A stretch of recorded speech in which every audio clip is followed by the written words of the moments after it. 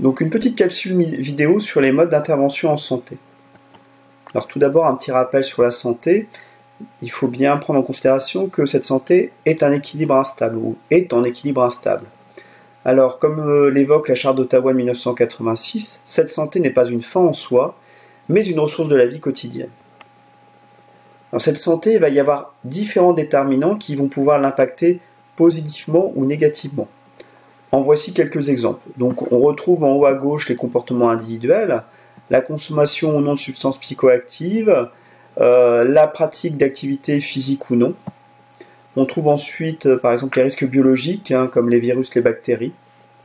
Les conditions de travail qui, selon qu'elles soient positives ou négatives, vont avoir des conséquences négatives ou positives sur la santé.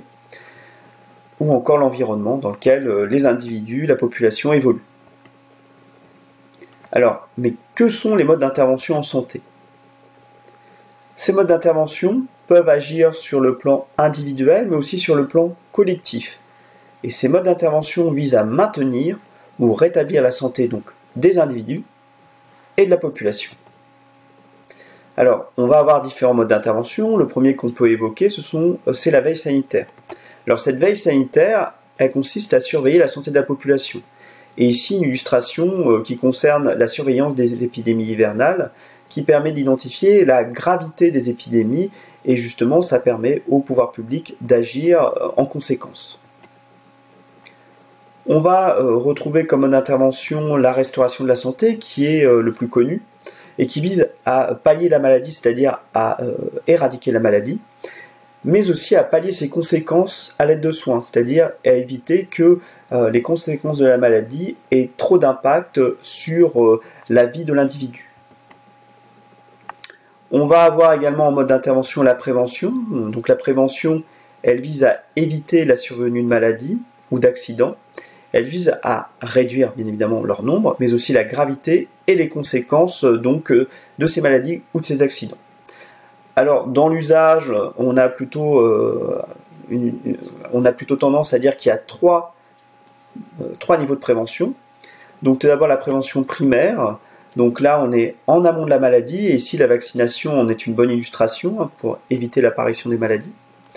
On retrouve aussi la prévention secondaire, donc qui vise à intervenir à un stade précoce de la maladie pour éviter qu'elle prenne des proportions trop importantes, ou en tout cas qu'elle évolue moins vite. Donc là, le dépistage en est un bon exemple. On a aussi la prévention tertiaire, là, qui vise à prévenir donc, les complications et les risques de récidive. Donc, c'est-à-dire que quelqu'un qui a déjà une pathologie et qui a été soigné, qui évite de la contracter à nouveau, ou éviter les complications, parce que par exemple, pour certaines pathologies comme le diabète, il faut avoir des comportements qui évitent justement que la maladie ait des conséquences dramatiques, comme par exemple des amputations ou la perte de la vue. Autre mode d'intervention, l'éducation à la santé. Alors l'éducation à la santé, elle vise à transmettre des informations pour que l'individu adopte des comportements favorables à la santé. Donc l'idée en fait c'est de responsabiliser l'individu sur ses comportements. Donc là à gauche on voit ici un individu qui a des comportements qu'on considère comme néfastes à sa santé, et à droite un individu qui a des comportements positifs pour sa santé.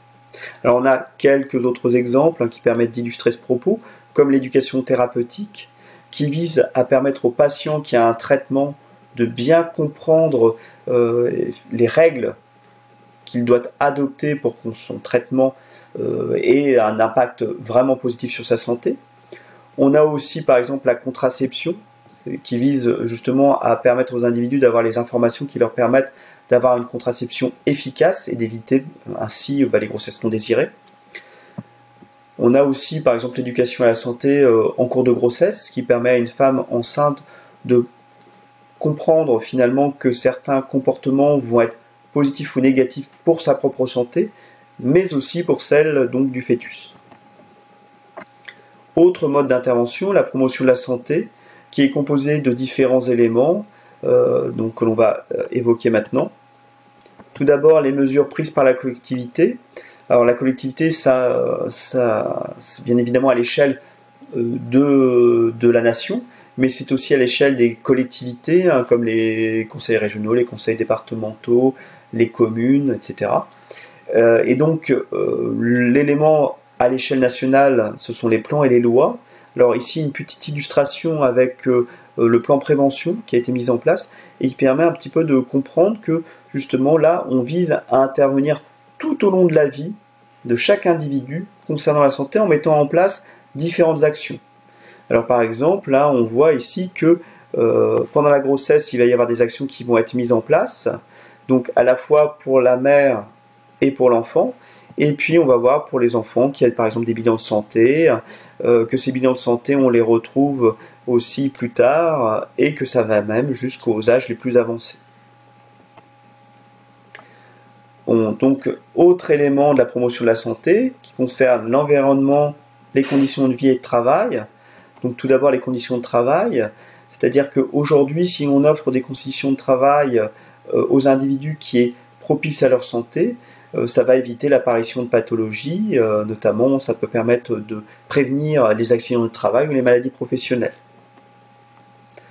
On a aussi les conditions de vie. Alors là, cette image illustre uniquement un aspect qui concerne l'environnement dans lequel on évolue. Donc à gauche, un environnement bien évidemment positif et à droite, un environnement négatif. La condition de vie, ce n'est pas que ça. La condition de vie, c'est aussi les ressources financières. C'est aussi les ressources sociales, c'est-à-dire les individus qui vivent autour de nous, avec qui on établit des relations. Ça peut être aussi l'accès au système de santé, au système de soins, en fonction de la proximité ou non donc des établissements de santé ou des praticiens de santé. On va retrouver également dans la promotion de la santé la démocratie sanitaire qui vise à rendre acteurs en fait les usagers du système de santé, du système de soins. Donc là, ici, on a une petite illustration avec un représentant des usagers qui va siéger au conseil d'administration de l'hôpital et dont le rôle a été renforcé avec la loi du 4 mars 2002. On retrouve aussi finalement les usagers dans les conseils territoriaux de santé, puisque écouter la parole des usagers du système de santé, c'est aussi promouvoir la santé. On trouve également l'éducation à la santé qu'on a évoquée précédemment. Et enfin aussi le service de santé. Puisque le service de santé, son premier rôle effectivement c'est de soigner. Mais il y a aussi l'écoute du patient, parce que la prise en compte de la parole du patient va aider à ce que les soins soient plus efficaces. Prendre en compte les problématiques personnelles du patient, ça va permettre d'adapter en fait la thérapeutique. Il y a aussi l'éducation à la santé, donc on va intervenir auprès du patient en prenant en compte justement ce qu'on vient de dire, c'est-à-dire ses problématiques personnelles pour que ce soit le plus efficace possible.